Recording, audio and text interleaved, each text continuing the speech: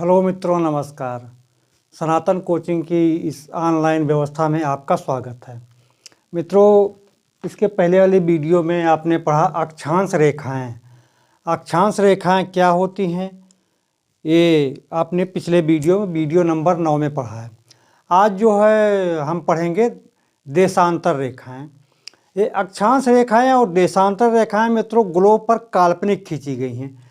जैसा कि आप जो पिछला वीडियो है वो देखकर अक्षांश रेखाओं के बारे में पूरी जानकारी प्राप्त कर सकते हैं। आज आइए देखते हैं कि देशांतर रेखाएं क्या हैं। तो आपके सामने देखिए टॉपिक भी लिखा हो, देशांतर रेखाएं। इंग्लिश में इसको कहते हैं लॉन्गिट्यूड। अब ये आपका ग्लोब है। ग्लोब में कुछ रेखाएं आप देख रहे होंगे, जैसे ये वाली रेखा जो क्षैतिज रेखा है, ये इसको कहते हैं अक्षांश रेखा। ये है विषुवत रेखा यानी भूमध्य रेखा। अब एक ये नॉर्थ पोल है, ये साउथ पोल है। तो इस नॉर्थ पोल और साउथ पोल को मिलाते हुए देखिए आप ये रेखाएं खींची गई हैं। इन रेखाओं को कहते हैं लंबवत रेखा और इसी को कहते हैं देशांतर रेखा। अब एक रेखा को हम जीरो मान लेते हैं और जीरो रेखा वो मानी जाती है जो खींची गई लंदन के ग्रीनविच नामक स्थान से, वहाँ से निकली है, उसको हमने जीरो रेखा मान लिया। और ये माना कब गया था? 1884 में। ठीक, 1884 में एक सम्मेलन के द्वारा ये रेखा मान ली गई थी। अब इस रेखा के पूरब में, जैसे ये रेखा है तो आगे बढ़ेंगे तो हमारे पूरब में 180 रेखा खींची गई है और पश्चिम में भी 180 रेखा खींची गई है। और पूरा ग्लोब आपको पता है कि 360 अंश का होता है। तो हर एक अंश पर एक रेखा खींची गई, तो 180 इसके जो जीरो रेखा है इसके पूरब और 180 जो जीरो रेखा है इसके पश्चिम। तो कितनी रेखाएं हो गई? 360 रेखाएं पूरे ग्लोब पर खींची गई हैं। और ये उत्तर से दक्षिण और ये लंबवत है, इन्हीं को कहते हैं देशांतर रेखाएं। जिसे देखे परिभाषा में देशांतर रेखाओं की परिभाषा दी गई है, लंबवत रेखा को जो ग्लोब के दोनों पोल को मिलाते हुए काल्पनिक रेखा खींची गई है उसको देशांतर रेखा कहते हैं। अब इस देशांतर रेखा का निर्धारण एक जीरो लाइन खींची गई उसके आधार पर किया जाता है। और जीरो लाइन रेखा जो है लंदन मतलब ये है यूके में यानी यूनाइटेड किंगडम, लंदन के ग्रीनविच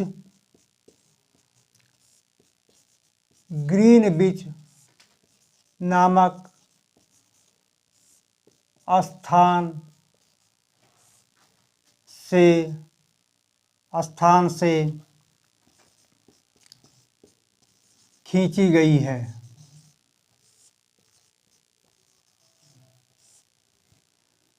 अब क्वेश्चन आ जाए कि ये रेखा कहाँ से खींची गई जीरो वाली, तो लंदन के ग्रीनविच नामक स्थान से खींची गई है।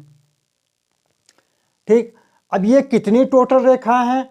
तो टोटल रेखा हमारे 180 पूरब साइड में और 180 पश्चिम साइड में। तो टोटल रेखा हमारी है 360 रेखाएं हैं। टोटल रेखा आपसे पूछी जाए तो ये 360 रेखाएं हैं। अब इस देशांतर रेखाओं का कार्य क्या है? सबसे पहले हम कार्य समझ लेते हैं। समय के निर्धारण के लिए ये रेखाएं सबसे महत्वपूर्ण होती हैं। तो पहला इनका कार्य देख लेते हैं। इसको आप बना लीजिए, तब तक मैं यहाँ नीचे लिख देता हूँ इनका कार्य। तो पहला क्या है? समय का निर्धारण। अब ये विश्व में करती हैं, अलग अलग देशों में समय का निर्धारण करते हैं। दूसरा,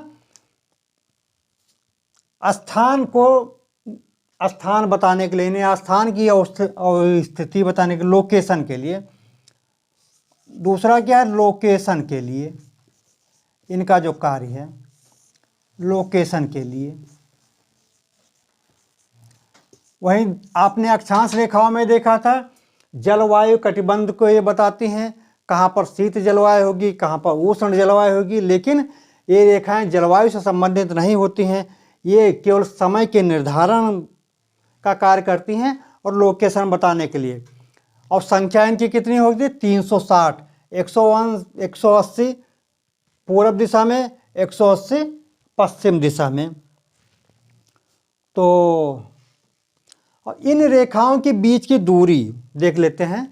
तो आई थिंक इसको मैं मिटा दे रहा हूँ, आपने नोट कर लिया होगा। ये रेखाएं उत्तरी ध्रुव से चलती हैं, पश्चिमी ध्रुव, ये उत्तरी ध्रुव से चलती हैं और दक्षिणी ध्रुव को जाती है। इन रेखाओं के बीच की दूरी जो है, भूमध्य जो रेखा है वहाँ पर सबसे ज़्यादा होती है। तो आइए देख लेते हैं कितनी होती है भूमध्य रेखा पर दूरी।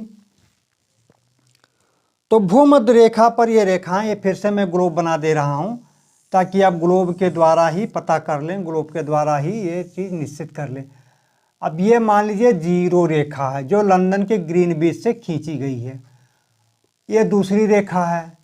ऐसे ऐसे रेखाएं हैं, पूरे ग्लोब पर 360 रेखाएं हैं। तो इनके बीच की दूरी, जैसे यहाँ से यहाँ तक कितनी दूरी है, तो जो भूमध्य रेखा है यहाँ पर सबसे ज़्यादा इनके बीच की दूरी है। यानी भूमध्य रेखा पर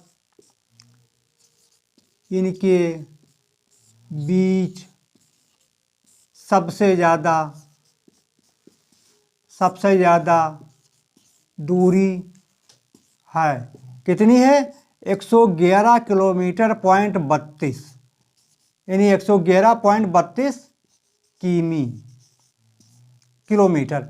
यानी इसके इनके के बीच के भूमध्य रेखा पर जो है, इनके जो दो रेखाओं के बीच की दूरी सबसे ज़्यादा होती है। और कितनी होती है? सबसे ज़्यादा होती है। एक फैक्ट ये हो गया। और दूरी अगर पूछे कितनी होती है तो 111.32 किलोमीटर। और इन रेखाओं की बीच की दूरी को गोरे कहते हैं, गोरे कहते हैं। अब आपसे क्वेश्चन पूछा जा सकता है कि गोरे किसको कहते हैं? तो गोरे जो है, दो देशांतर रेखाओं के बीच की दूरी को गोरे कहा जाता है। और ये भूमध्य रेखा पर सबसे ज़्यादा इनकी दूरी होती है। कितनी दूरी होती है? 111.32 किलोमीटर। 3-4 फैक्ट आपके क्लियर हो गए। गोरे इनके बीच की दूरी को कहा जाता है। अब जैसे जैसे हम पोल पर जाएंगे तो इनके बीच की दूरी कम होती जाती है। जैसे देखिए, यहाँ से चले पोल पर, और एक पॉइंट पर ये सब एक दूसरे से मिल गई हैं। तो पोल पर जाने पर, यानी यहाँ मैं फिर से लिख दे रहा हूँ, ध्रुवों की तरफ जाने पर इनके बीच की दूरी कम होती जाती है। अब दूसरा फैक्ट है, ध्रुवों की तरफ जाने पर, और चाहे नॉर्थ में जाएं चाहे साउथ में जाए, इनके बीच की दूरी कम होती जाती है। जैसा देख सकते हैं, मान लीजिए साउथ ही आते हैं, यहाँ से ये रेखा आई, ऐसे ऐसे यहाँ तक पहुँचे, ये रेखा आई, ऐसे पहुँचे, ये सब एक बिंदु पर पहुँच गए, तो क्या होगी? दूरी इनके बीच कम हो गई। जबकि अक्षांश रेखाओं में ऐसा नहीं था।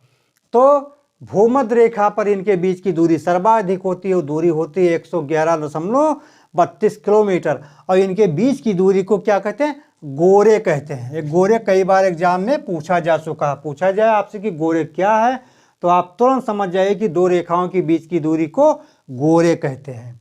अब अगर ध्रुवों की तरफ जाएं तो इनके बीच की दूरी कम होती जाती है। सेम इसका अपोजिट, अगर ध्रुव से भूमध्य रेखा पर आए तो इनके बीच की दूरी बढ़ती जाती है। क्यों? ये आप देख सकते हैं, ये दूरी बढ़ रही है, ये दूरी ऐसे ऐसे बढ़ रही है। ठीक, तो इसको मिटा देते हैं। आपने इसको नोट कर लिया होगा। अब आइए देखते हैं कि कैसे समय का निर्धारण इनसे किया जाता है। ठीक,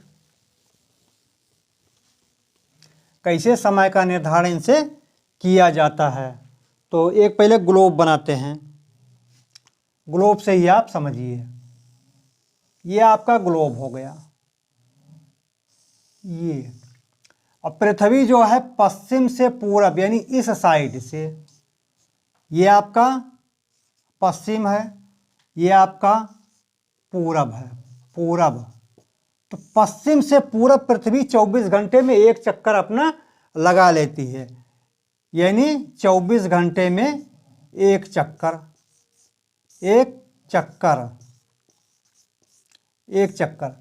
सूर्य देवता आपके यहाँ बैठे हैं, इसको मैं रेड से बना दे रहा हूँ।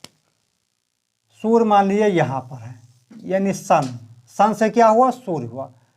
सूर्य लगातार ये प्रकाश दे रहे हैं।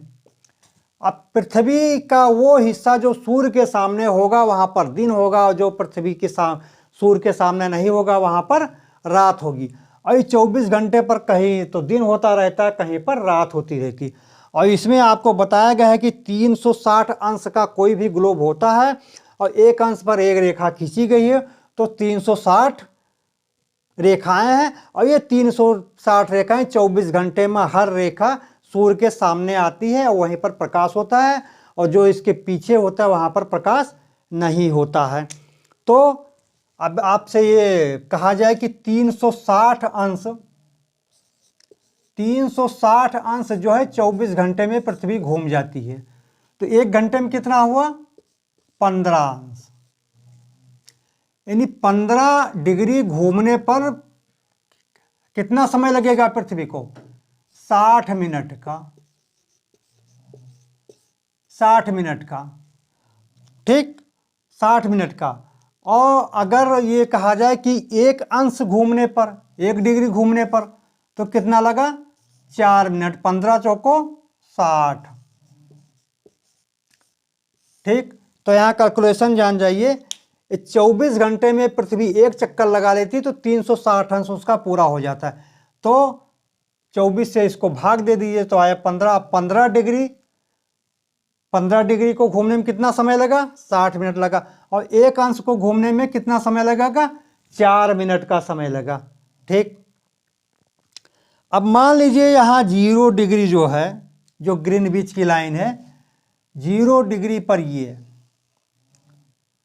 0 डिग्री है। 0 डिग्री जो है इसका टाइम जो है पूरे दुनिया में माना जाता है। 0 डिग्री पर जो समय होगा वही कहा जाएगा पूरे विश्व का समय। इसको कहते हैं GMT, GMT, Greenwich mean time, Greenwich mean time, Greenwich mean time. और जो भारत का समय है, भारत जो है 5.5 घंटा इससे आगे है ग्रीनविच मीन टाइम से। भारत का समय 5.5 घंटा, यानी 5 घंटा 30 मिनट, 5 घंटा 30 मिनट GMT से, GMT से आगे है, GMT से आगे है। अब देखिए कैलकुलेशन लगाते हैं। मान लीजिए जी यहाँ पर 0 जो दिया गया है, 0 लाइन पर, इसको मैं मिटा दे रहा हूँ, इसको नीचे वाला लिखा है, नोट कर लीजिए। 0 डिग्री पर इस समय बज रहे हैं 12। मान लीजिए जो 0 देशांतर है, ये 0 देशांतर पर दिन के 12 बजे हैं, दिन के 12 बजे हैं, दिन के 12 बजे है। तो भारत में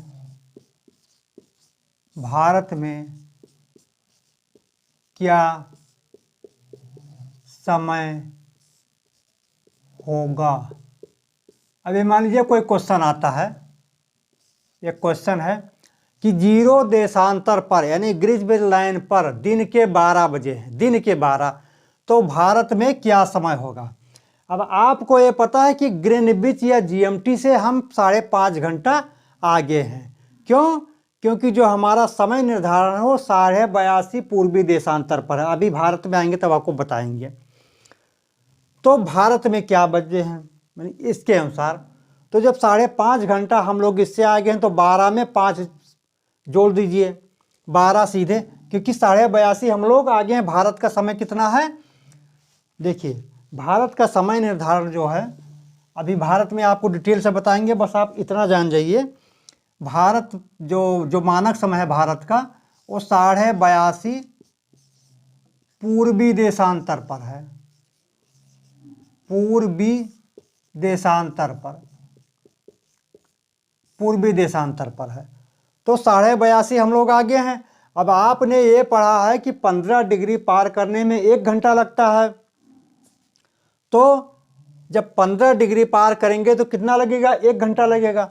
और 82.5 है तो 82.5 को पहले 15 से डिवाइड कर दीजिए, 15 15 पचे 75, 75 हुआ। और बाकी इसमें कितना बचा, इसमें बचा 7 और आधा ये है यानी 7.5। अब 7.5 को डिवाइड को कितना समय लगेगा, आधा घंटा लगेगा। तो कितना हो गया, तो ये हो गया 5 घंटा 30 मिनट। वही 5 घंटा 30 मिनट हम लोग आगे हैं और 12 इस समय बज रहा है। तो 12 में चूंकि आगे हैं इसलिए समय हमारे यहाँ सूर्य पहले आता है, आगे हम लोग हैं, तो 12 में 5 जोड़ देंगे, 5.5। तो 12 और 5.5 कितना हो गया, 17 बजकर 30 मिनट पर, नहीं 17 बजकर 30 मिनट हमारे यहाँ होगा। तो कितना हो गया, 12 5 17 यानी 5:30 हमारे यहाँ बज रहा होगा। ठीक, भारत में उस समय 5:30 बजेगा। 0 देशांतर पर 12 बज रहे हैं तो भारत पर क्या समय होगा, भारत पर होगा 5:30। क्यों, हम लोग 5.5 घंटा आगे हैं। अब अगर यही जो ग्रीनविच से इससे पश्चिम में जाएं तो 5 घंटा हम माइनस कर देंगे। सेम इसका कर लें कि 0 देशांतर पर ये 12 बज रहे हैं तो भारत का मान लीजिए कोई देश लेते हैं, यूएसए ले लेते हैं। यूएसए में क्या समय होगा, और यूएसए का मान लेते हैं कि ये 82.5 पश्चिमी देशांतर पर है नहीं, ये ज़्यादा है लेकिन हम मान लेते हैं पश्चिमी देशांतर। अब ये यूएसए किस में जाएगा, पश्चिमी देशांतर पर, तो वही कैलकुलेशन करेंगे 5.5 आएगा।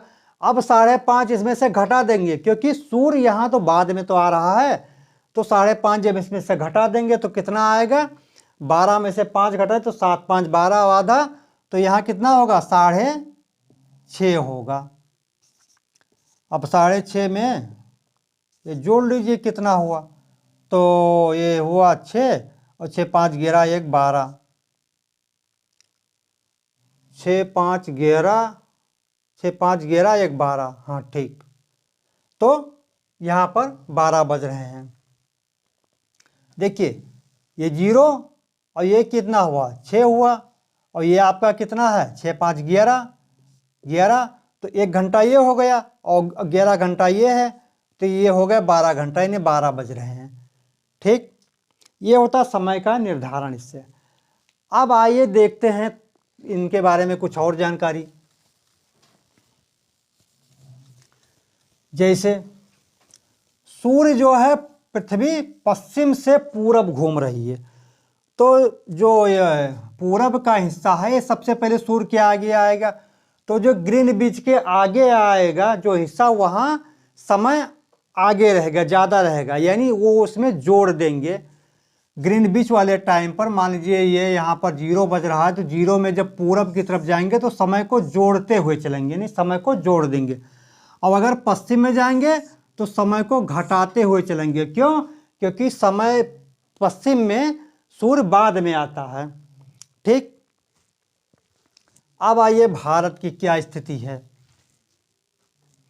भारत, ये आपको मैं इंडिया का मैप बना दे रहा हूं, देखिए ये भारत है, समझ जाइए भारत बन गया इसे समझाने के लिए। भारत में जो हमारा समय का निर्धारण है वो 82.5 पूर्वी देशांतर पर किया गया है।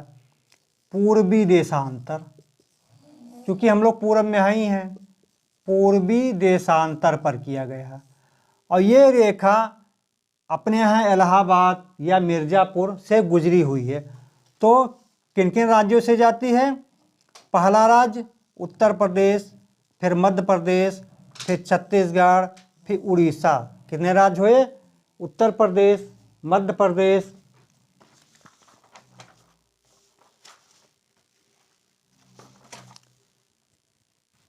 देखिए ये यूपी है, यूपी से एमपी, यूपी के बाद क्या आएगा? एमपी, एमपी के बाद क्या आता है? छत्तीसगढ़, छत्तीसगढ़, और इसके बाद उड़ीसा। अब ये जो हमारी मानक समय रेखा है वो 4 राज्यों से होकर गुजरती है, उत्तर प्रदेश, मध्य प्रदेश, छत्तीसगढ़ और उड़ीसा से। अब आपसे एक क्वेश्चन पूछा जाता है कि उत्तर प्रदेश में किस स्थान से जाती है?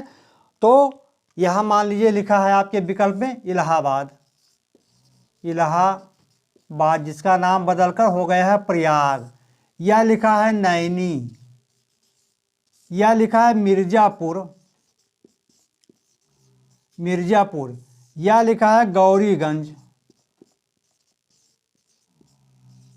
गौरीगंज। इनमें में से सारे विकल्प सही हैं। अब आपसे इसमें कोई एक ही विकल्प रहेगा, और चाहे इलाहाबाद हो, चाहे नैनी हो, चाहे मिर्ज़ापुर हो, चाहे गौरीगंज हो, तो आप निशान लगा दीजिएगा। और बाकी पूछेंगे कि किन किन राज्यों ज़्यादा, तो मध्य प्रदेश, छत्तीसगढ़, उड़ीसा। भूल कर भी आप तमिलनाडु न लगाइएगा, क्योंकि तमिलनाडु आपके दिमाग में आ जाएगा तमिलनाडु, तो तमिलनाडु नहीं है, मात्र 4 राज्य हैं। अब ये रेखा 82.5 से ही क्यों निर्धारित की गई भारत में? ये भी एक क्वेश्चन बनता है। तो इसके पीछे लॉजिक ये है कि ये लगभग बराबर पर है, लगभग, पूरा नहीं कह सकते हैं। देखिए इधर जो इसका विस्तार है 68 डिग्री 7 मिनट से 97 डिग्री और 25 मिनट पर है। तो 68 और लगभग ये 30 का आया, तो लगभग ये बराबर में है, लगभग में। और दूसरा ये कहा गया कि जो भी रेखा निर्धारित की जाए, देशांतर जो भी निर्धारित किया जाए, वो 15 के गुणांक में आना चाहिए। क्या? कि 15 अंश के गुणांक में हो, ताकि गुणा करने में आसानी हो, गुणांक में होना चाहिए। तो 15 × 75 और 5.5 आपका ही सीधे गुणांक आ जाता है। तो आपसे एक क्वेश्चन पूछा जाता है, सबसे पहला क्वेश्चन तो ये रहेगा कि भारत में, भारत की मानक रेखा कितने देशांतर पर जाती है? तो आप सीधा सा निशान लगा दीजिए कि 82.5 पूर्वी देशांतर। ये भी ध्यान रखिएगा, ये ना हो कि आप जो है पश्चिमी देशांतर पर लगा दें और आपका क्वेश्चन गलत हो जाए। 82.5 पूर्वी देशांतर पर भारत की मानक रेखा जाती है। अब यूपी से में अगर क्वेश्चन आप एग्जाम देंगे तो पूछा जाएगा कि कहाँ से जाती है? इलाहाबाद से जाती है, मिर्ज़ापुर से जाती है, नैनी से जाती है, कि गौरीगंज से जाती है? तो इनमें एक ही नाम रहेगा, चाहे इलाहाबाद रहे, चाहे नैनी रहे, चाहे गौरीगंज रहे, चाहे मिर्ज़ापुर रहे, आप निशान लगा देंगे। और बाकी 4 राज्य रहेंगे, एक तो यूपी हो गया, एक एमपी हो गया, छत्तीसगढ़ हो गया, एक उड़ीसा हो गया। भूल कर भी आप तमिलनाडु और आंध्र प्रदेश निशान ना लगाइएगा। अब ये कहा पूछा जा सकता है कि ये 82.5 ही क्यों माना गया? तो पहला आपका आंसर ये होगा कि भारत चूंकि जो है 68 डिग्री 7 मिनट से 97.25 पूर्वी देशांतर पर स्थित है, और ये 82.5 लगभग मध्य से जाती है। तो क्योंकि देशांतरीय विस्तार भारत का कितना है? लगभग 30 है, तो ये लगभग मध्य से जाती है। और दूसरा ये कहा गया था कि जो भी आप रेखा निर्धारित करेंगे वो 15 के गुणांक में होना चाहिए, इससे हमको समय निर्धारण करने में सहायता मिलती है। तो वो भी सही है भाई, 15 × 75 5.5 आ गया आपका। तो इसलिए ये रेखा यहीं पर निर्धारित की गई है। अब आगे आइए कुछ इन रेखाओं के बारे में जानकारी कर लेते हैं। आप जो है ये इसको बना लिए होंगे और मैं इसको मिटा दे रहा हूँ, या स्क्रीनशॉट लेना चाहे ले सकते हैं। मैं इसको मिटा रहा हूँ। अब देशांतर रेखाएं समय के निर्धारण में कार्य करती हैं और इसके अलावा इनका लोकेशन में कई कार्य होता है, कहाँ पर कैसा समय होगा ये देशांतर रेखा ही निर्धारण करती है। ठीक, अब आइए कुछ चीज़ें और इनके बारे में जानकारी ले लेते हैं कि इनसे और क्या क्या हमको पता चलता है। देशांतर रेखाएं ही समय के अनुसार ये, तो एक आपको जो बताए थे कि ग्रीनविच वाली रेखा, इनको देख लेते हैं किन किन देशों से होकर गुजरती है। तो इसके लिए पहले हम एक ग्लोब बना देते हैं ताकि आपको सारी जानकारी हो जाए। ग्लोब इस बार छोटा बना रहे हैं और केवल जीरो रेखा ही आपको बता रहे हैं। ये जीरो देशांतर है, जीरो देशांतर। और ये जीरो देशांतर आपसे पूछा जाता है किन किन देशों से होकर गुजरती है, किन किन देशों से होकर गुजरती है। तो एक देखिए मैंने कोड बनाया हुआ है, उस कोड के अनुसार आप इसको जान सकते हैं बड़े ही सटीक, बड़े ही सही तरीके से। और जीरो देशांतर अंटार्कटिक के अतिरिक्त 8 देशों से होकर गुजरती है। तो पहला यहाँ लिख लीजिए कि जीरो देशांतर अंटार्कटिक के साथ 8 देशों से, अंटार्कटिक के अतिरिक्त, अंटार्कटिक के अतिरिक्त, अंटार्कटिक के अलावा लिख लीजिए सीधे, अलावा 8 देशों से होकर जाती है। अब ये 8 देश क्या हैं, एक मैं फार्मूला बनाया हूँ, एक मैं कोड बनाया हूँ। उस कोड के आधार पर आप इन 8 देशों का नाम जान सकते हैं। वो कोड क्या है देखिए, गर्ल फ्रेंड,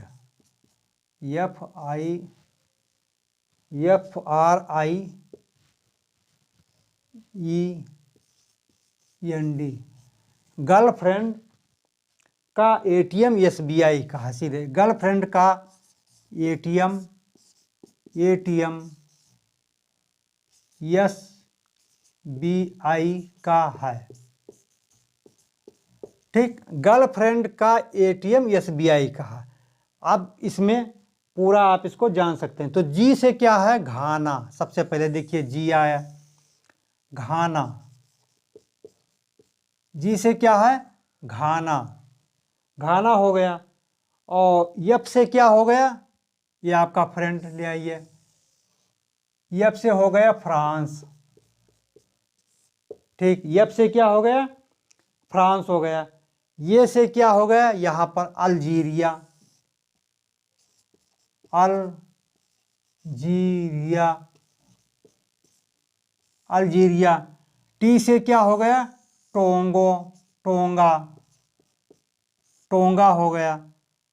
यम से क्या हो गया, यम से हो गया माली, माली एक देश है। यस से क्या हो गया, यस से आपका बना स्पेन, यस से आपका बना स्पेन। बी से क्या बना, बी से बिना बुर्किना फासो एक देश है, ये बुर्किना फासो, बुर्किना फासो एक देश है। आई से क्या बना, आई से बना आपका इंग्लैंड, इंग्लैंड यानी वही लंदन, आई से बना इंग्लैंड। तो आप ये कि सारे देश हो गए, कितने देश हो गए, 1 2 3 4 5 6 7 8। अब ये जो आपकी जीरो देशांतर रेखा, ये क्वेश्चन अगर आपसे पूछा जाए किन देशों से होकर जाती है, तो ये देश आपके हैं, घाना है, फ्रांस है, अल्जीरिया है, टोंगा है, माली है, स्पेन है, बुर्किना फासो है और इंग्लैंड है। अब इसको याद करने के लिए सीधा सा फार्मूला है, ऐसा आप कह सकते हैं मेरी गर्लफ्रेंड का ATM SBI का है, या गर्लफ्रेंड का ATM SBI का। तो जी से आप घाना ले लीजिए, यप से फ्रांस ले लीजिए, ये से आप अल्जीरिया ले लीजिए, टी से टोंगा ले लीजिए, एम से माली ले लीजिए, एस से आप स्पेन ले लीजिए और बी से बुर्किना फासो ले लीजिए, आई से आप इंग्लैंड ले लीजिए। आपके 8 देश तैयार हो गए, आपको इसमें कोई कन्फ्यूजन नहीं होनी चाहिए। मैं फिर से रिपीट कर दे रहा हूँ कि ये जो जीरो रेखा है, जो आपकी ग्रीनविच टाइम की रेखा है, 8 देशों से होकर जाती है। 8 देशों में जो यूरोप में हैं, जो बड़े देश हैं, जो जिनका नाम है वो है फ्रांस है, स्पेन है और इंग्लैंड है। इसके अलावा ये कोड है, कोड के आधार पर ही 8 का नाम आप याद कर सकते हैं। जैसे कोड क्या है, गर्लफ्रेंड का एटीएम एसबीआई का है, तो जी से आप घाना ले लीजिए, एफ से आपका फ्रांस हो गया, ए से अल्जीरिया हो गया और टी से टोंगा हो गया, एम से माली हो गया, एस से स्पेन हो गया, बी से बुर्किना फासो हो गया, वाई से इंग्लैंड हो गया। तो आपको ये तैयार हो जाना चाहिए, ठीक। और इसके अलावा अंटार्कटिका से भी ये जाती है। तो आपने नोट कर लिया होगा, इसको मैं मिटा दे रहा हूँ, या तब तक आप नोट कर लीजिए जल्दी से।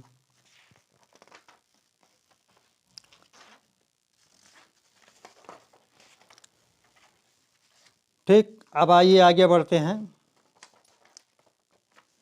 एक है अंतर्राष्ट्रीय तिथि रेखा, इसको मैं मिटा देता हूँ।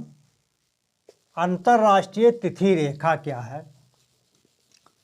और ये जो टाइम है, जो बड़े देश हैं वो उन्होंने कई हिस्सों में कई टाइम जोन अपने यहाँ बनाए हुए हैं। थोड़ा इसको देख लेते हैं, तब अंतर्राष्ट्रीय तिथि रेखा के बारे में आते हैं। तो जैसे जो बड़े देश हैं, यानी रूस हुआ, रूस है, कनाडा है, यूएसए है। रूस जो है 6 टाइम जोन है, कनाडा 5 है, अमेरिका भी 5 में है। ये इतने टाइम जोनों में अपने आप को ये डिवाइड किए, कारण का इनका क्षेत्रीय विस्तार बहुत ज़्यादा है।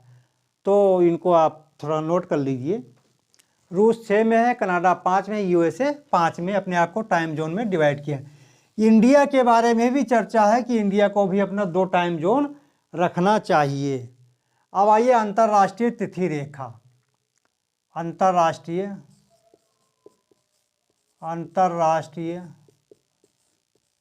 तिथि रेखा। अंतर्राष्ट्रीय तिथि रेखा ये क्या है? इसके समझने के लिए पहले आइए ग्लोब बनाते हैं। ग्लोब में ये क्या है? विषुवत रेखा, जो कि आप बार बार देख रहे हैं। और ये क्या है? जीरो देशांतर। जीरो देशांतर यानी ग्रीनविच वाली है। फिर ऐसे कई रेखाएं खींची गई हैं, पूरे ग्लोब पर 180 रेखाएं खींची गई हैं, ठीक। ये हिस्सा क्या है? पूरब साइड का है, पूरब है। और ये हिस्सा क्या है? ये है पश्चिम का। ये हिस्सा क्या है? पश्चिम का हिस्सा है। अब अगर इस रेखा से हम इस साइड में जाएंगे तो पूरब साइड में जाएंगे, और इस साइड में जाएंगे तो पश्चिम साइड में जाएंगे। और पूरब साइड में 180 देशांतर रेखाएं और पश्चिम साइड में 180 देशांतर रेखाएं हैं। यानी ये जो आपकी रेखा है, ये जीरो देशांतर, इस जीरो देशांतर के पीछे समझने के लिए मैं इसको ऐसे बना दे रहा हूं। ये पीछे जहां इस साइड की 180, इस साइड की 180 आकर मिलती है, वो ये 180 पर आए, मतलब ये जो 0 डिग्री की इसके पीछे जो रेखा है वो 180 देशांतर की है, 180 देशांतर। और इसी जीरो पर इस साइड वाली 180, इस साइड वाली 180 मिलती है, वही 180 जो है अंतर्राष्ट्रीय तिथि रेखा है। यानी 0 डिग्री के एकदम पीछे जो रेखा है वही 180 देशांतर रेखा है, और वही अंतर्राष्ट्रीय तिथि रेखा। यहां मैं लिख दे रहा हूं, 0 देशांतर के ठीक पीछे वाली रेखा 180 देशांतर की है वही अंतर्राष्ट्रीय अंतर्राष्ट्रीय तिथि रेखा है। तिथि रेखा है।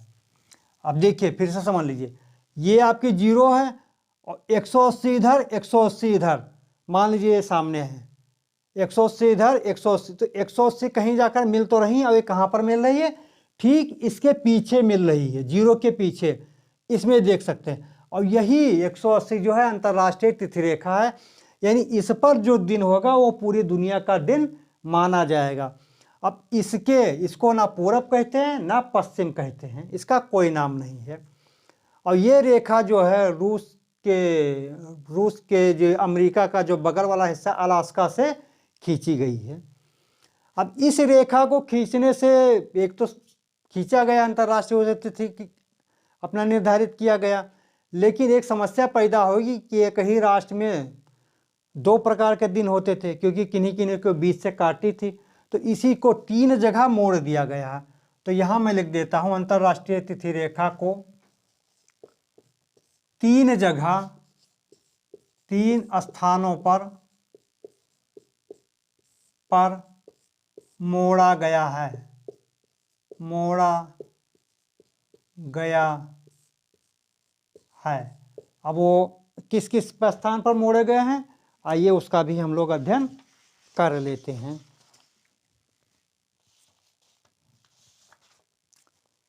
ठीक, एक तो पहला मोड़ा गया है, अब मैं लिख दे रहा हूं, आप जो है इसको नोट कर लीजिए। पहला मोड़ा गया 66.5 डिग्री पर, 66.5 डिग्री पर उत्तर पूर्व की ओर मोड़ दिया गया, 66.5 पर मोड़ा गया है। फिर 52.5 नॉर्थ पर मोड़ा गया है, नॉर्थ पर। और उसके बाद 52.5 दक्षिण पर मोड़ दिया गया है। अंश आप याद रखिए बस, 52.5 दक्षिण यानी साउथ की तरफ मोड़ना। पहला ही पूछा जाएगा कि कितने स्थानों पर मोड़ा गया, तो 3 स्थानों पर मोड़ा गया है। अगर पूछा जाए किन किन स्थानों पर, तो 66.5, 52.5 नॉर्थ और 52.5 साउथ पर। इससे क्या होगा कि वो देश बच गए जहां पर समय की समस्या हो जाने की संभावना होती थी। अब देखिए, अगर हम 0 से पूरब की ओर बढ़ते हैं तो हमको 1 दिन का लाभ होता है। फिर ये मैं लिख दे रहा हूं, आप नोट कीजिए। ये इसको मैं मिटा देता हूं यहीं पर। और अगर पश्चिम की तरफ जाएंगे तो हमको 1 दिन का नुकसान होता है। क्यों? क्योंकि सूर्य पश्चिम में बाद में जा रहा है। देखिए पहली बात, देखिए 0 डिग्री अक्षांश से पूरब की तरफ जाने पर 1 दिन का लाभ, और वहीं 0 डिग्री से पश्चिम जाने पर, पश्चिम जाने पर 1 दिन का नुकसान। क्यों? क्योंकि पश्चिम में सूर्य देर में जाता है और पूरब में सूर्य जल्दी आ जाता है। तो पूरब की तरफ अगर जाएंगे 0 से तो 1 दिन का हमको लाभ होगा, और अगर पश्चिम में जाएंगे 0 से तो हमको 1 दिन का नुकसान होगा। ठीक, अब आप ये समझ गए होंगे कायदे से।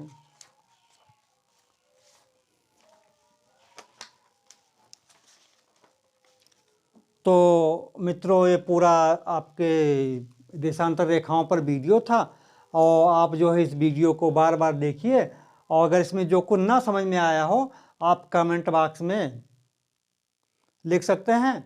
मैं जैसे ही मुझे समय मिलेगा मैं उसका जवाब ज़रूर दूंगा। तो आइए फिर मिलते हैं एक इससे अच्छे नए वीडियो में। तो मित्रों, जय हिंद, जय भारत।